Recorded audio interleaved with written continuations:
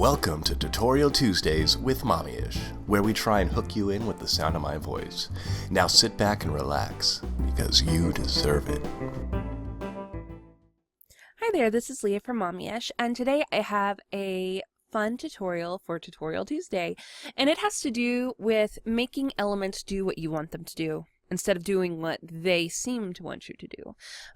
Not that, we have bossy elements, I mean, sometimes they can be a little bossy, but typically, they're kind of nice. But still, I was thinking of this makeup artist that I've watched, and I remember she was putting makeup on this girl, and she made the statement that she didn't like it when people smiled for her to apply blush because she wanted to put the blush where she wanted to put it, not where when someone smiled, where the cheeks said it should be or whatever. And for some reason, it kind of, I thought it was a little funny, but then it made me think about scrapbooking, that sometimes we have these elements and we put them where we feel like we have to because of the way the element is, as opposed to maybe where we want them to be. So I'm going to show you a little tip or trick for Tutorial Tuesday on making your elements do what you want them to do. All right. So I'm going to start with confetti because I love confetti. Love, love, love. And I'm just going to scale it down a little bit. And that's something we all do, right? Just scale it down a little. I know that I want, oops, my bad. I want confetti here, kind of like in this spot here, and also down here. Now, typically, I would just duplicate this layer, kind of play around with placement and call it good, right? That's kind of what we do. But what I'm going to do is I'm going to go ahead and drag this layer to the very tippy top. I want to be able to see it above everything else. And if I have other layers that are interfering, I'm just like the title here.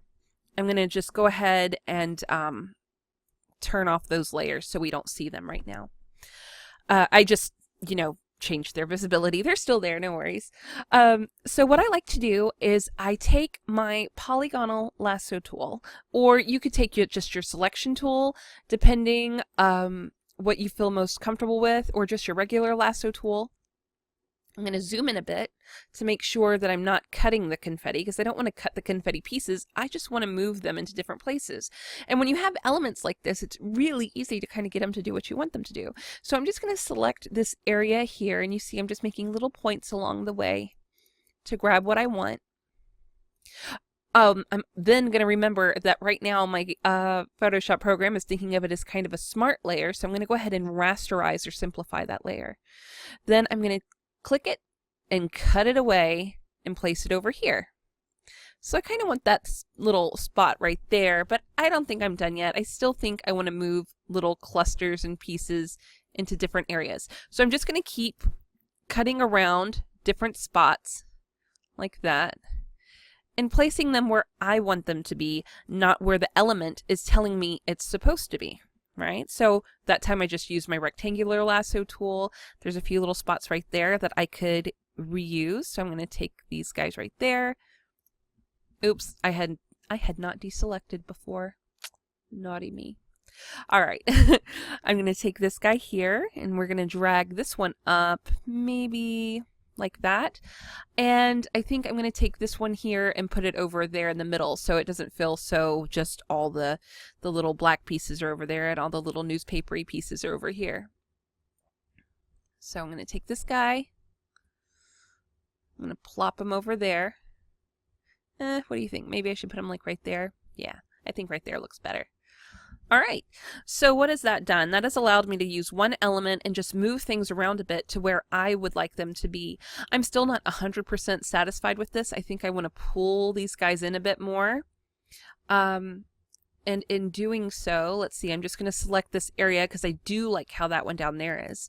So I'm going to just select to move it. I could even do a Control-T, which will transform the whole thing, and I can rotate it as I'd like. And I am liking how that looks. Now this one little guy who's left out over here, I'm going to move him to right there. And I am liking the confetti now. I am a friend of the confetti again. I won't be mean to it anymore. So now I have the confetti doing what I want it to do, not what it wants to do. So then I'm just going to drag it to where it belongs. Do I want it a little bit under? Do I want it underneath? Do I want it over the top? That's for you to decide. If you feel more comfortable in having them as two separate layers, again, all you have to do is make sure you have that layer selected. I just do a rectangular selection. I copy. I hit the delete button. I paste it back in.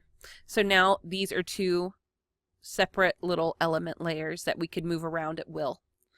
I want this one down here underneath, but I like the other one up above on top where it's at. So I'm just going to drag this guy down to right above the background layer.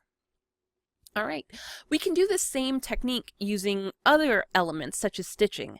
I'm going to do this specifically with a piece of stitching I have here. It is white, so hopefully you'll be able to see it all right. Or so I hope. I'm going to go ahead and drag him in. I'm not sure this is the one I want. I might end up picking the other one. Let's see. He's okay, but I want the other white one instead. So, yes, this is the one I wanted. So just like the other time, I'm going to drag this layer all the way to the tippy top so I can see it. If I'm having a hard time perceiving it, like really seeing the lines on it, sometimes I'll just double click on the layer and add a stroke just so I can kind of get a feel for where it's at in a contrasting color. That way it's, you know, easier to deal with. I'm just going to make it like 5 pixels. Now I'm not going to worry about this because as you're working with one layer and especially just moving around pieces of it as a selection, it's not going to merge that layer and merge that stroke on it. You'll still be able to turn off that stroke. So as long as you're not rasterizing the layer style as you're working with it. So first things first, I want this little piece right here, but then I want to take this other piece away. And I want it to kind of go along the side of the heart. So I'm going to use this one piece of stitching to do 2 things. So again, I'm just going to go ahead. I am going to turn off the style first. I'm going to rasterize the layer. I'm going to add the style back, the little stroke, so I can see it a little bit better. This way, when I go in and I'm using my lasso tool, I'm going to just use the regular lasso tool this time because it's only a little blip right here that I'm having to worry about it being perfect. I'm just going to kind of carefully carve it out. And then once I get to that point, I don't really care what's going on as much.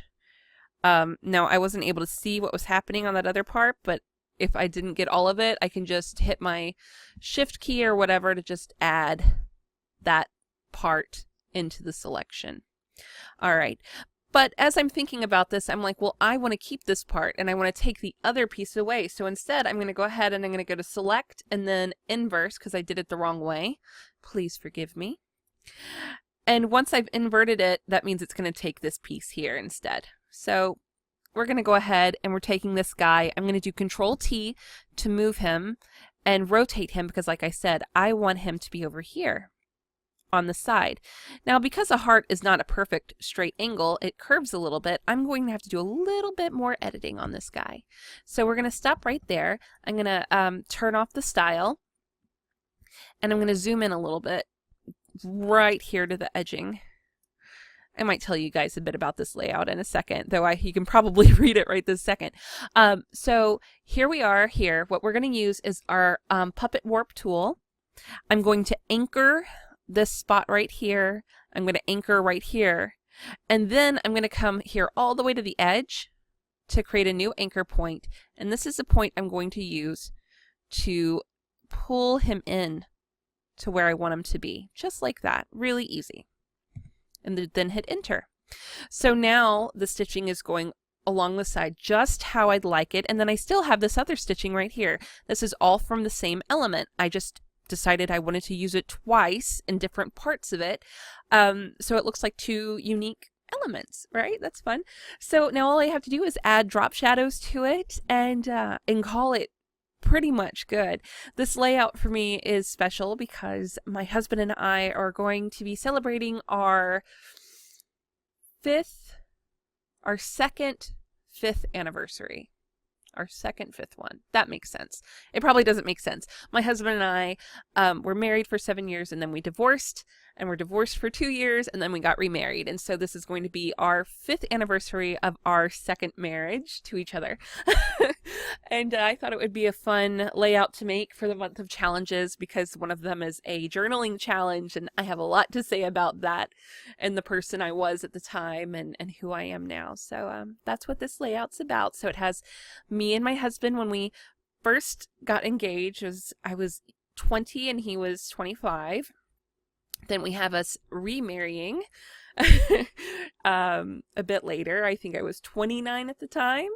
And then that was us just taken a few months ago now. So yeah, I've enjoyed sharing this little tip trick. So again, all you're using is your lasso tool or your quick selection tool to cut things out and create your own little way you want them to look on your page. So I hope this has been fun and that you have a great day. Bye-bye.